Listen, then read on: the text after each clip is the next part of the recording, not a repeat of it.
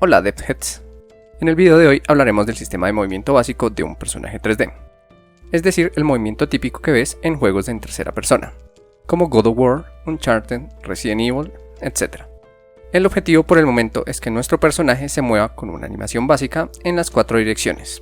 En futuros videos esto se ampliará para tener un movimiento en 8 direcciones, pero por el momento se verán dos tipos de movimiento básico, uno en el que el personaje se mueve de acuerdo a la dirección de la cámara y otro en el que se mueve de manera independiente. Así que sin más dilación, comencemos. Antes de iniciar tenemos que ver un concepto usado en Unreal, el controller. Esto ya se ha hablado un poco anteriormente cuando vimos la estructura básica de Unreal, pero aquí lo ampliaremos un poco más. Cuando usamos personajes humanoides, es decir, con características humanas, solemos usar la clase A-Character, pero también podemos usar personajes no humanoides, que tengan su propio comportamiento y movimiento, como por ejemplo una araña. Para esto se suele usar la clase A-Pawn, aunque bien podrías usar la clase A-Character de igual manera si piensas utilizar las facilidades que esta ofrece, como el Character Movement. Pero volviendo al A-Pawn, este es importante en cuanto es la base. Todo aquello que puede ser usado por un jugador, bien sea con un mando o teclado y mouse, debe ser como mínimo un A-Pawn. Esto es programación orientada a objetos. Recuerden que pueden crear clases que deriven de esta y tengan sus propios comportamientos. Y aquí es justamente donde entra en juego el controller. Y es que en realidad no manejamos directamente a un A-Pawn. Lo que hacemos es que las entradas de los usuarios son usadas por el controller, quien a su vez le dice al pawn qué debe hacer. Es básicamente un intermediario. En realidad podríamos mover directamente a nuestro pawn sin necesidad del controller. Así que ¿por qué se usa? Bueno, esto en parte es debido al funcionamiento online. No vamos a entrar en detalles de networking ni ningún proceso involucrado, pero en términos generales una cosa importante a tener en cuenta es que si nuestro personaje muere, este desaparece del juego, es decir, su variable se elimina, así que todo lo que contenga se perderá, a menos que tengamos algún sistema que guarde esta información. Pero no sucede lo mismo con el controller, este existe durante toda la partida, es decir, hasta que cerremos el juego. Incluso si el juego no usa nada online, tal vez puedas querer cambiar de personaje.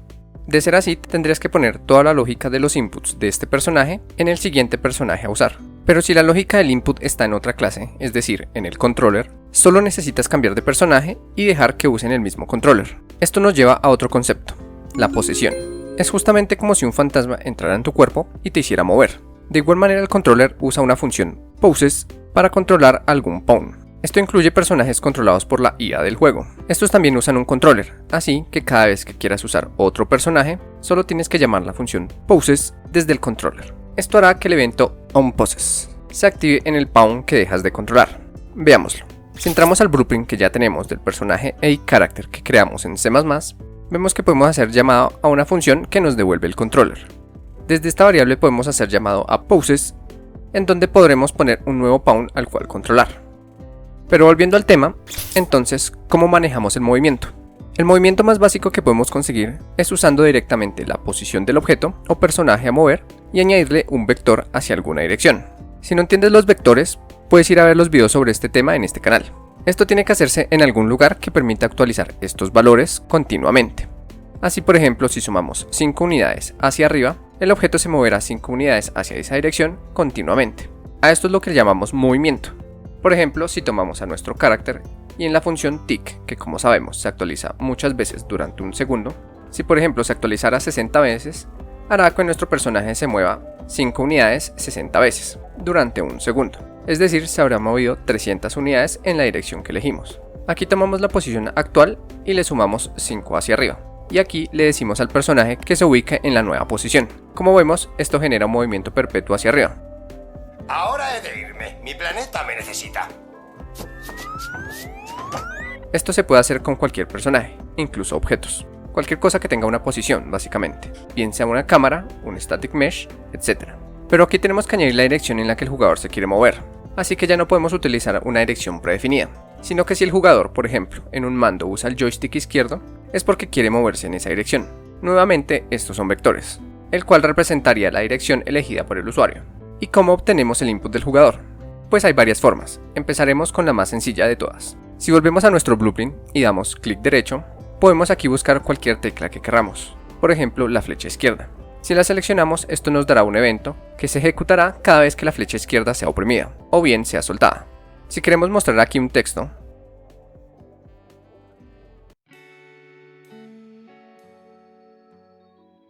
vemos que cada vez que se pulsa la tecla, se verá este texto en pantalla, tanto cuando se pulsa como cuando se suelta el botón. Si quisiéramos que nuestro personaje se moviera a la izquierda, podemos poner simplemente este vector que representa la izquierda del mundo 3D, es decir, el eje X negativo, y podemos establecer qué tan lejos queremos que se mueva.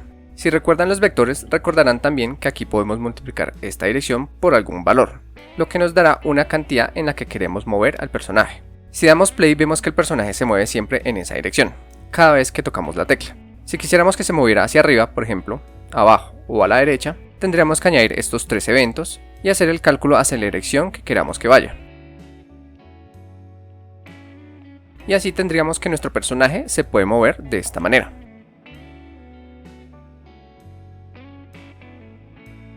Pero podemos hacer todo más sencillo y más útil, ya que aquí ni siquiera estamos teniendo en cuenta el controller o la cámara, ni tampoco un movimiento sostenido, ya que para que se mueva tenemos que presionar una y otra vez la tecla. Así que veamos otra opción para recibir inputs. Acá tenemos dos opciones, el input que se usaba en Unreal 4 o el Enhanced Input, que es el estándar en Unreal 5. Este no lo veremos aún, pues tendrá su propio video, así que veamos el primero. Vamos a mapear nuestro control, es decir, decirle a Unreal que queremos que un evento se active cuando una tecla o botón sea usado. Hagámoslo primero en Blueprint. Esto es muy sencillo, solo tenemos que ir a las opciones del proyecto y en Input tendremos dos tipos que podemos usar.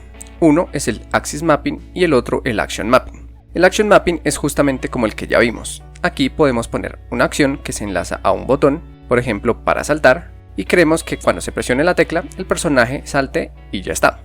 Pero por ejemplo caminar requiere que el personaje se mueva en la dirección del botón, hasta que éste se suelte. Para eso usamos el Axis Mapping. Con este la acción se ejecutará continuamente. De hecho, si usamos ese evento y le añadimos un texto para verlo en pantalla,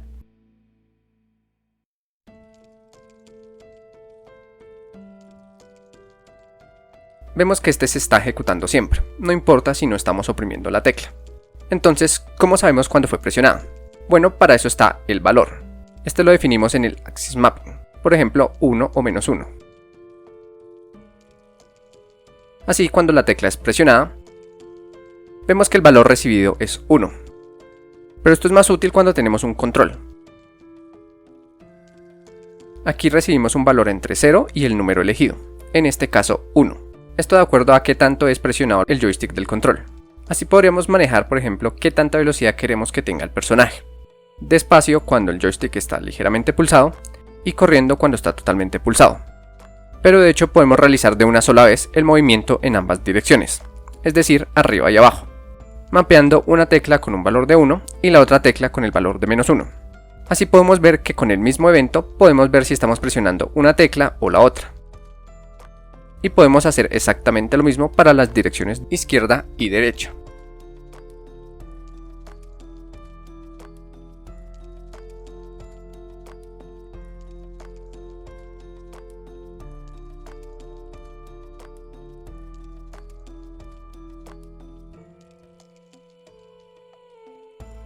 Genial, pero veámoslo ahora en C++. Para lograr esto tenemos que crear dos funciones, justamente como creamos dos eventos en Blueprint.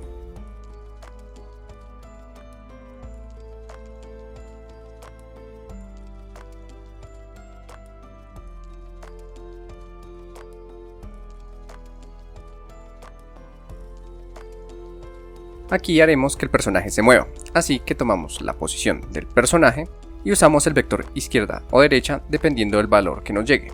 Recordemos que nos llegará un valor de 1 o menos 1. De esta manera podemos volver a posicionar al personaje en la dirección deseada.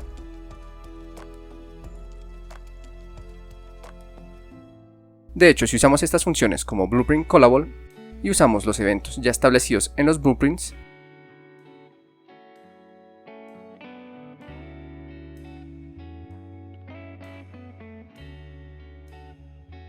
vemos que el personaje se mueve en la dirección correcta, nuevamente usando únicamente la dirección del mundo. Pero volvamos a C++. Aquí tenemos que usar una función que de hecho ya estaba declarada desde que creamos nuestro carácter. Esta se llama setUpPlayerInputComponent. Aquí tenemos que usar el PlayerInputComponent para decirle a Unreal que queremos usar estas nuevas funciones directamente con los mappings que hemos creado. Tenemos que decirle bindAxis y poner el nombre exacto que definimos. Luego la función nos pide un objeto y por el momento le diremos que use esta clase. Esto a través del puntero this. No se preocupen por esto, en futuros videos entenderán todas estas cosas. Por ahora nos centraremos en usarla. Finalmente tenemos que decirle cuál función vamos a usar. Esto se hace de esta manera. Y haremos exactamente lo mismo para la otra función, es decir, para el movimiento de arriba y abajo. Nuevamente usamos el nombre exacto que usamos en Blueprint y la función que queremos usar. Genial. Ahora si compilamos y borramos esto del Blueprint, vemos que podemos realizar exactamente el mismo movimiento.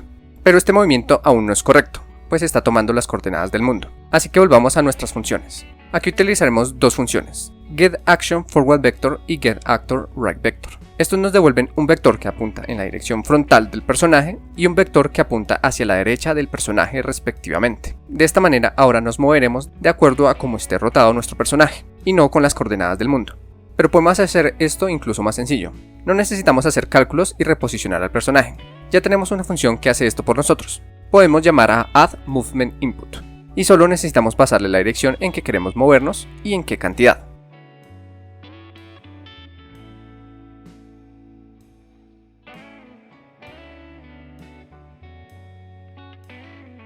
Aquí no necesitamos cambiar de dirección, ya que gracias a que obtenemos un valor de 1 o menos 1, podemos pasar cualquier dirección y multiplicándola por el valor que obtenemos, podemos obtener fácilmente su inverso. Por eso es que obtenemos una dirección u otra dependiendo del botón que estemos pulsando. Si compilamos y volvemos a Unreal, veremos que ahora nuestro personaje se mueve correctamente. Pero aún no podemos rotar nuestra cámara. Y si bien podríamos rotar directamente nuestra cámara, como lo haríamos con cualquier objeto, podemos hacer esto de una manera más sencilla, usando simplemente las funciones addControlYaw y addControllerPitch. Veámoslo primero en Blueprint. Si añadimos un Axis Mapping, justamente como hicimos con el movimiento, y en este caso usaremos el mouse.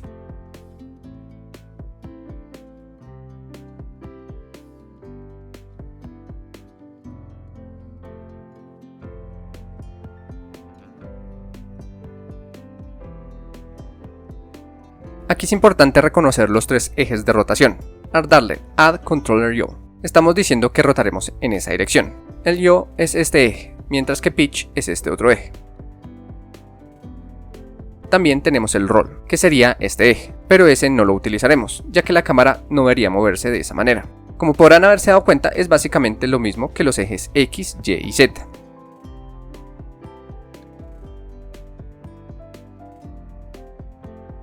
Y como pueden ver, esto hace que podamos mover nuestra cámara hacia arriba y hacia los lados. Pero veámoslo ahora en C++. Aquí básicamente tendremos que hacer lo mismo que con el movimiento. Creamos dos nuevas funciones.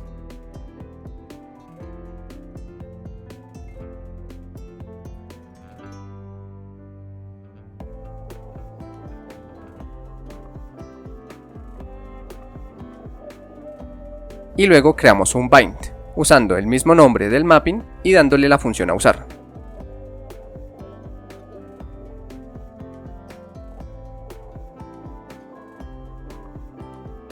Así que ahora tenemos este tipo de movimiento. Pero podemos manejar el movimiento de otra manera, es decir, de forma independiente a la cámara. Pero para no hacer más largo este video, lo dejaremos para el siguiente. Así que recuerden suscribirse, dar like y compartir para que cada vez seamos más. Sin más que añadir, este video fue cortesía de su amistoso vecino Games for Devs. Nos vemos.